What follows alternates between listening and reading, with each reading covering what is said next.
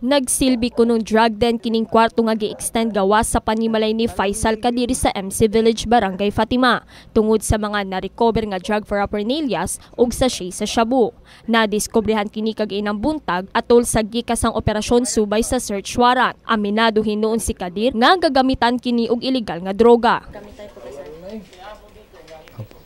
Sa tong naa dito sa tawag niyo dito ato. Gaon sa madara.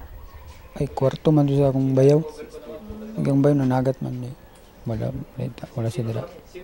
Sa lain pang operasyon nga gihimo sa nahiskutang barangay, sikop usab si Renanti Kasing, 40 anyos, ug residente sa 37 IB, Barangay Fatima, Dakbayan. Wala na kini makapalagpa. Na-recover sa kapulisan ang tulo ka sachet nga shabu nga nakit-ang gisulod pa sa kaha sa posporo. Gipang himakak sidnakpan nga iya ang mga nakumpiskang droga, apan aminado kining gagamitan kini og ginadiling droga. Wala mo kaya boya sa did ma'am. Bilang bulan pila ako no duga ko pagsabuda. Tugay mo ko interview wala yung ko nang shabu bilin balay wala yun. Pero aminado sa nagagamit ka. So nagamit ko. Matud sa kapulisan, dugay na kuno nilang gina-surveillance ang mga dinakpan base usab sa ilang mga nadawat nga impormasyon. Ilado pa nga tulak og tigpahuyot og ginadiling droga ang duha ka dinakpan.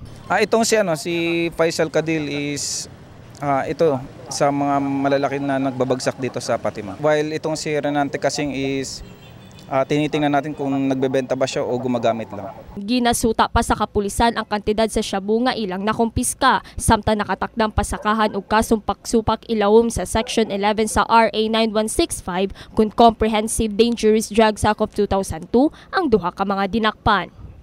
Shilling Joy Kanda, Brigada News.